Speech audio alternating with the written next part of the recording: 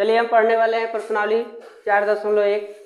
इसमें जो प्रश्न पूछे गए हैं उनको हम सॉल्व करेंगे। तो ये प्रश्नावली जो है हमारा ये लेसन जो है दो चर में रैखिक समीकरण के बारे में इसमें हम पढ़ने वाले हैं।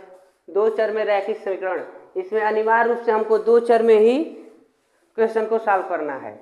इस जो प्रश्न दिया गया है कह रहा है कि एक नोटबुक की कीमत एक कलम के कीमत की दोगुनी है। एक नोटबुक जो है, किताब जो हमारी है, किताब है कि कॉपी है, नोटबुक है, कॉपी है, उसकी कीमत जो है एक कलम के मूल्य की दोगुनी है। अगर कलम 10 रुपये को प्राप्त होती हो, मिलती हो, तो जो नोटबुक है हमारी वो 20 रुपये को मिलेगी। अगर कलम 20 रुपये में तुम खरीदते हो तो नोटबुक 40 रुपये में मिलेगी। ठीक है, तो एक नोटबुक की कीमत एक कलम के कीमत की दोगुनी है। तो प्रश्न कर रहा है इस कथन को निरूपित करने के लिए दो चर में रैखिक समीकरण के रूप में लिखिए। इसको हमको दो चर वाले रैखिक समीकरण के रूप में लिखना है। हमको इसका दाम नहीं पता करना है, एक कलम कितने रुपए की मिलती है हमको नहीं जांचना है, केवल ये बताना है कि ये दो चर में रैखिक समीकरण के रूप में लिख सकते हैं कि नहीं, तो लिख सकते हैं। देखिए कैसे, अगर हम यहाँ पर मानने का काम करें कि माना एक कलम का मूल्य, एक कलम x रुपये को मिलता है, कलम x रुपये में मिलता है, और एक नोटबुक का मूल्य, एक नोटबुक जो है y रुपये को मिलता है। अगर ऐसा भी कह सकते थे कि एक कलम y रुपये को मिलता है और एक नोटबुक x रुपये में मिलता है, ये अदल बदल हो सकते हैं। ठीक है, तो अब प्रश्नानुसार प्रश्न के कहने के मुताबिक देखिए, प्रश्न कह रहा था कि जो कलम का मूल्य है इसके 2 गुना रुपये लगता है कॉपी खरीदने में। ठीक है, तो ये बताइए कलम का मूल्य x रुपये है और कॉपी का मूल्य, ये दोनों बराबर है? बराबर नहीं है। मान लो अगर कलम, मान रहे हैं हम, कलम अगर 5 रुपये को मिलती है, 5 रुपये में एक कलम खरीदते हैं और कॉपी जो है 10 रुपये में खरीदते हैं, तो ये दोनों बराबर है। बराबर कब होगा? जब हम यहाँ पर 2 से गुणा कर देंगे तो ये दोनों पक्ष बराबर न हो जाएंगे। सेम यही काम कह रहा है कि यह जो हमारे पास कलम का मूल्य है, यह कलम का मूल्य है, कलम x रुपये में मिलता है और कॉपी y रुपये में मिलता है। तो प्रश्न कहा है कि जो कॉपी है कलम के मूल्य के 2 गुना है। कलम जितने रुपये में खरीदते हैं उसके 2 गुने रुपये में कॉपी खरीदते हैं, तो ये दोनों बराबर नहीं है। अगर हम कलम के मूल्य में 2 से गुणा कर दें तो ये दोनों क्या हो जाएगा? बराबर हो जाएगा। ठीक है, तो हम यहाँ पर कह सकते हैं, देखिए 2x बराबर y, या ऐसे लिख सकते हैं 2x, इसको इधर ट्रांसफर कर दे तो -y = 0। ये हमारा दो चर में रैखिक समीकरण बन गया। केवल इतना ही हमको ज्ञात करना था। ठीक है, तो इस प्रश्न का सॉल्यूशन हमको प्राप्त हो गया 2x - y। तो देखिए अब दूसरा प्रश्न में क्या कहा है। दूसरे प्रश्न में कह रहा है कि प्रत्येक रैखिक समीकरणों में ABC का मान ज्ञात कीजिए। मतलब ऐसे हमने नोट कर दिया, किताब में तो बहुत लॉन्ग लिखा हुआ है। ठीक है, तो ये जो प्रश्न पूछे गए हैं 1 2 3 प्रश्न हम इस पर नोट किए हैं, बाकी और नोट करना है। ठीक है, तो इसमें ABC के मान हम कैसे निकालेंगे? तो अगर ऐसे पूछ दे कि दो चर वाले रैखिक समीकरण में ABC के मान बताइए, तो बहुत आसान तरीका है, बिना किसी से पूछे तुम प्रश्न को पहले नोट कर लो। प्रश्न जो हमारा है रैखिक समीकरण, इसको नोट करेंगे 2x + 3y = 9.3 और 5 पर केवल बार है, 5 5 5 बार आएगा। ठीक है, तो इसको हम क्या करेंगे, इस पक्ष में ट्रांसफर कर लेंगे, पहले पक्ष में 2x + 3y, और इसको इस साइड लाएंगे तो -9.35, अरे यार इस साइड ला रहे हैं ना, तो माइनस इधर आकर हो गया और 5 पर बार = 0। तो इसका नाम हो जाइए समीकरण नंबर। इसके पहले जब हम पढ़े थे दो चर में रैखिक समीकरण, वो क्या था? सूत्र है, मान लीजिए उसको सूत्र के रूप में प्रयोग करेंगे बार बार। इसमें नोट किया है, बुक में नोट किया था क्या कि a स्मॉल ए के यूज करेंगे। A X plus B Y plus C equal to 0, ये समीकरण नंबर 2। तो प्रश्न कहा है ना कि ए बी सी का मान बताइए। तो देखो इसमें यक्स के गुणांक क्या है, ए, मतलब यक्स के संगे कौन गुणा किया है, ए, और बराबर है में बताओ तो ये पहला समीकरण में यक्स के संगे कौन गुणा किया है, 2। तो लिख देंगे ए बराबर 2।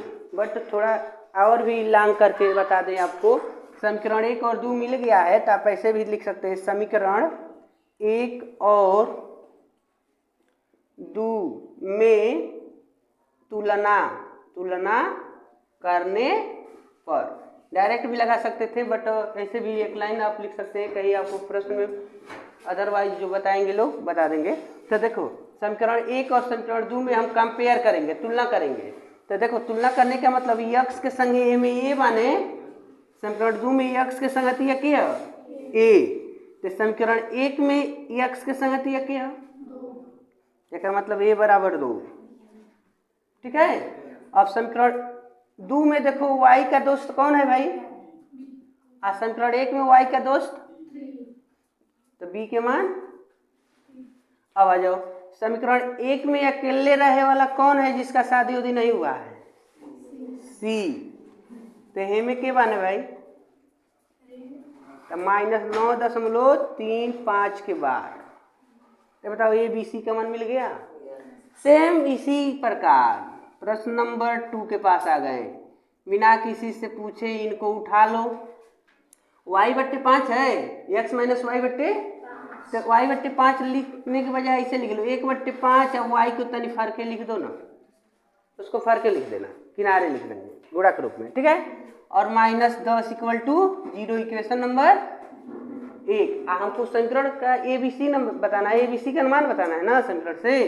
तो समीकरण हम पहले ऐसा नोट करेंगे, ax plus B Y plus equal to 0, समीकरण नंबर 2। तो क्या कहेंगे, समीकरण 1 और 2 में तुलना करने पर, आओ तुलना करो। अब बताओ ए का संगतिया कौन है, सॉरी इसमें x का संगतिया ए है, तो ए में x का संगतिया कौन है, कुछ नहीं बने तो 1 बने, गोपनीय में है वो, दिखता नहीं है। ठीक है। अब बताओ हमें y का संगतिया कौन है, b, तो हमें क्या भाई -1/5। ठीक है। समीकरण 2 में अकेले कौन है, c, तो इसमें अकेले क्या -10, तो ए बी सी का मान मिल गया। सेम तीसरे प्रश्न के पास आ जाओ, तो हल करना है -2x प्लस 3y, और इसको भी इधर लिखो -6 इक्वल टू, तो 1 हो गया समीकरण नंबर, और सूत्र के रूप में क्या लिखोगे, ax plus B Y plus equal to समीकरण नंबर 2। हाँ, तो लिखेंगे समीकरण 1 और 2 से, समीकरण 1 और 2 में तुलना करने पर। ठीक है ना, पढ़ लोगे। आ जाओ, तो आ जाओ भाई, x का गुणांक ए, तो इसमें x का गुणांक, अब बताओ इसमें b है तो इसमें, यहाँ पर अकेले c है तो यहाँ पर माइनस, ऐसे आपको मान निकाल लेना है। ठीक है। देखिए तो तीसरे को हमने बताया था, तो चौथे, पांचवें, छठवें और सातवें सवाल यहाँ पर दिया गया है, इसमें भी ए और बी सी के मान बताना है हमको। तो देखो पहले यहाँ पर जो ये प्रश्न है हमारा, तो इसको तो पहले सॉल्व करो भाई। तो इसको सॉल्व करना है कैसे, तो पहले देखो इसको 2 चर में रैखिक समीकरण है बट एक साइड में करो, तो इसको इस साइड करेंगे तो x और इधर आएगा तो -3y, हाँ बराबर 0, लेकिन c की जगह पर तो कोनो नंबर में नहीं है, तो प्लस करके यहाँ 0 लिख लो। ठीक है। तो यहाँ इक्वेशन नंबर 1 हो गया। और एक हमने कहा था कि एक 2 चर में रैखिक समीकरण का जो सूत्र बताया गया है कि इसके रूप में व्यक्त करते हैं, तो वह क्या है, ax plus B Y plus C equal to समीकरण नंबर 2। अब 2 और 1 में तुलना करो ना, तो देखो यहाँ x का गुणांक a है और यहाँ x का गुणांक कुछ नहीं है, तो आप लिख देंगे समीकरण 1 और 2 से a के मान 1, b के मान देखो y के संगे b है तो यहाँ -3 है, तो -3 और c के मान 0, यहाँ देखो 0 है ना। तो ऐसे अब यहाँ हम नहीं लिख दिए हैं ना, तो इसको केवल सुधार करो और डायरेक्ट मान लिखो। क्या करना है, देखो इसको इस साइड लाओ, 2x इधर लाओगे तो +5y। अब इसमें भी देखो कांस्टेंट नंबर नहीं है, कांस्टेंट नहीं है तो क्या लिखोगे, +0 बराबर। तो इसमें बताओ, इसमें देखना है, डायरेक्ट आपसे पूछे a b c के मान बताओ, a b c के मान, तो हमेशा ऐसे लिखने की नहीं जरूरत है भाई। एक लाइन के सवाल है तो जुट्ठे में लंबा चौड़ा लिखोगे। अब देखो ऐसे कर, x के गुणांक जे रही हुए है, x के संगे जे गुणा किया है वो क्या है, a है, तो x के संगे 2 गुणा किया है ना, तो a के मान क्या हो गया, 2। अब देखो b का मान ढूंढना है, तो y के संगे क्या है, तो b का मान 5 हो गया, और c का मान हमको ढूंढना है, तो अकेले 0, तो यहाँ पर लिख देंगे 0। ठीक है, इसमें आ जाइए, तो इसको इसमें क्या कर रहे हैं कि ये तो एक ही चर में समीकरण है। 2 चर में हमने बताया था कि जब 2 चर में आपको लिखने का है तो 2 चर में दूसरा न मिले तो उसके साथ 0 करके दूसरा चर लिख लेना चाहिए। हाँ, तो मान लो यहाँ पर केवल x दिख रहा है, यानी ax जैसा दिख रहा है और by तो नहीं दिख रहा है, तो इसमें हम क्या करेंगे, अपने पास से 3x + 0y लिख लेंगे। ठीक है, +2 = तो इसी में से आपको ढूंढना है a b c के मान। ठीक है, तो बताओ a के मान इसमें क्या है, 3, और b के मान इसमें क्या है, 0, और c के मान 2। ठीक है, उसके बाद अब इसमें आ जाओ, तो इसमें देखो y का फंक्शन दिया है, मतलब बीच वाला नंबर दिया है, x का नहीं ना दिया है, तो इसको ऐसे लिखेंगे 0x + y और -2 बराबर। आ जाओ भाई, इसमें बताओ, इस समीकरण में बताना है हमको a का मान, b के मान, और तो देखो a का मान क्या है, a का मान 0 है, x के साथ जो रहेगा वो a है, तो 0, y के साथ क्या है, कुछ नहीं है, तो b का मान और c के मान -2, तो a b c का मान मिल गया। एक प्रश्न और दिया है, क्वेश्चन नंबर 8। ठीक है, 8वां आपको दिखा दें। 8वां इसमें कह रहा है कि 5 = 2x। ठीक है, 5 = 2x, तो इसमें भी एक ही चर दिया है, हमको 2 चर के पद में चाहिए, तो इसको क्या करो, इसको उधर ट्रांसफर कर दो, या करके, तो 2x इधर जाएगा तो -5 = तो देखो ax वाला फंक्शन दिया गया है इसमें, लेकिन y का फंक्शन नहीं है, तो आप यहाँ पर या करके अपने पास से नोट करो, 2x + 0y। हमने बताया था जो कुछ भी नहीं है वो दूसरा चर राशि, तो वहाँ पर 0 करके y या z नोट कर लेना चाहिए, या x नोट कर लेना चाहिए। यहाँ -5 = तो इसी में से ना हमको ढूंढना है a b c के मान। तो बताओ समीकरण 1 से a का मान, b के मान, और a का मान क्या है, a के मान 2 है, b का मान 0 मिल गया, गुड, और c के मान -5 मिल गया। इस प्रकार जो है दूसरे में जितना प्रश्न दिया था a b c के मान निकालने को कहा था, तो वो सब हमने प्राप्त कर लिया। ठीक है,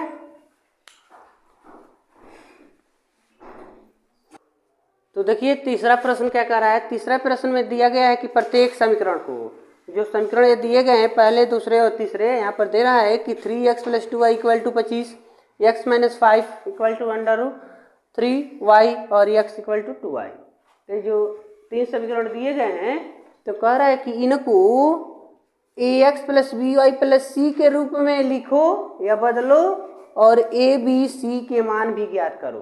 तो जस्ट इसके पहले जो हमने दूसरे प्रश्न को सॉल्व किया है सेम उसी प्रक्रिया को हमको इसमें भी फॉलो करना है। तो क्यों इस रूप में लिखने को कहा है, यहाँ देखिए मान लीजिए कि बराबर 0 होना चाहिए ना, तो यहाँ पर बराबर 25 दे दिया है, तो 25 को इधर अगर हम ट्रांसफर कर देते हैं ऐसे लिख देते हैं 3x प्लस 2y और इसको इधर लिखेंगे तो -2 -25 और यहाँ 0 हो गया। तो चलो इस फॉर्म में हो गया कि नहीं हो गया, और उनको उठा लाइए थी ax plus B Y plus equal to 0 और समीकरण 1 और 2 का तुलना कर दें तो ए बी सी का मान निकल जाएगा। तो ए का मान क्या हो जाएगा, देखो ए के मान 3, यहाँ बी है ना तो बी के मान 2, अकेले कौन सी का मान तो -25 मिल गया। बहुत आसान तरीका है, ठीक है। यहाँ देखो तो यही काम x पहले इसको लिखो इधर लाओ, y अब होना चाहिए तो माइनस काड़ी में 3y और ये -5 इक्वल टू 0। तो चलो यहाँ पर हम इसको नहीं लिखते हैं, डायरेक्ट लिखो तो a का मान b के मान c के मान। a के मान क्या है, इसके साथ जो रहेगा वही a का मान है, तो a के मान 1 b के मान माइनस काड़ी में 3, ठीक है, और c के मान -5 ऐसे नोट कर लिया गया।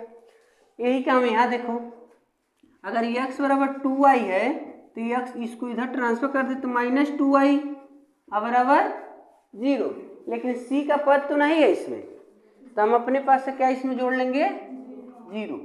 तो अगर इससे हम कंपेयर कर दें, तुलना करें इससे, तो a का मान b के मान और c का मान निकलेगा। तो a के मान 1, b के मान -2 और c के मान, इस प्रकार इसको सॉल्व किया जा सकता है, ठीक है। तो देखे तो चौथा प्रश्न में क्या कह दिया जी, ये तो हम काम अभी पहले में दूसरे में तीसरे में भी हमने काम किया।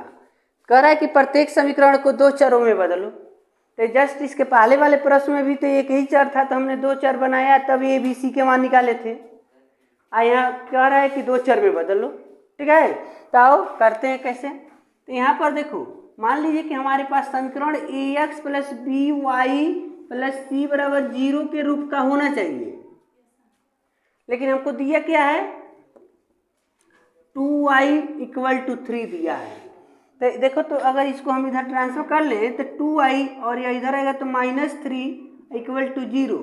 तो देखो बी वाई के जगह पर हमको मिला है 2y, बट एक्स की जगह पर तो हमारा नंबर नहीं है, केवल एक ही चर है ना, तो हम अपने पास से क्या करेंगे 0x इसमें प्लस कर देंगे। तो देखो 2 चर में रैखिक समीकरण हमको मिल गया, ये आपका क्या हो जाएगा, ठीक है। यही काम यहाँ देखो मान लो 3x इसको इधर करते हैं तो +5 इक्वल टू 0 हो गया। तो यहाँ पर देखो ax है तो हमारे पास 3x मिल गया, बट इसमें बी वाई है तो इसमें तो नहीं ना है y का फंक्शन, तो यह करके क्या करने वाले हैं 3x प्लस 0y ऐड कर लेंगे, हमारा ये 2 चर का रैखिक समीकरण हो गया, ठीक है। तो देखिए जी यहाँ पर 5वां प्रश्न कर रहा है, 5वां कह रहा है कि बहुत आसान पहले जैसा है, पहला जैसे कह रहा था कि नोटबुक और कलम की बात, वही यहाँ पर है। कह रहा है कि एक बाल पेन की कीमत एक फाउंटेन पेन की कीमत कि आधे से 5 रुपया कम है, ठीक है। तो इसको 2 चर वाले रैखिक समीकरण के रूप में लिखिए, मान नहीं बताना है हमको, केवल समीकरण बनाना है। तो देखो बाल पेन, यहाँ एक बाल पेन की बात हो रही है और यहाँ एक फाउंटेन पेन की बात हो रही है। तो बाल पेन की कीमत जो है फाउंटेन पेन की कीमत से एक तो आधा रुपया में मिली और ही 5 रुपया कम में मिलेगा। हो सकता है कि एक फाउंटेन पेन 20 रुपये का हो, 20 रुपये में मिलता हो, तो 20 का आधा कर लो और 5 कम कर लो तो 5 रुपये में मिलेगा बाल पेन, ठीक है। या अगर फाउंटेन पेन 100 रुपये का मिलता हो तो पता करना है कि बाल पेन कितने रुपये का मिलेगा। तो फाउंटेन पेन कितने रुपये का है 100 रुपये का, तो 100 का आधा कर लो 50 और उसमें 5 कम कर लो 45 रुपये का बाल पेन मिल जाएगा। ठीक है, तो सेम यहाँ पर जब इसको हम सॉल्व करेंगे तो यहाँ लिखेंगे कि एक बाल पेन की कीमत X रुपए, ठीक है, और एक,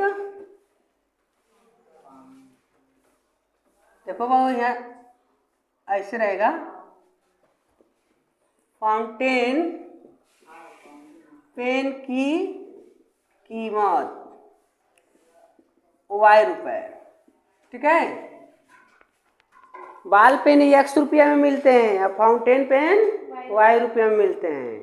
तो प्रश्नानुसार, प्रश्न के अनुसार मतलब ही कि फाउंटेन पेन के आधा से 5 रुपये कम में बाल पेन मिलता है। अगर हम कहें बताया कि ये फाउंटेन पेन 50 रुपये को मिलता है और इसके आधा से 5 कम रुपया में बाल पेन मिलेगा, तो आधा से कम करो, इसका आधा कर दिए और फिर से 5 कम करेंगे ना, इतना में क्या मिलेगा, बाल पेन मिलेगा। तो अब आ जाओ, तो बाल पेन का मूल्य है X रुपए और फाउंटेन पेन का मूल्य है Y रुपए, माने Y रुपए।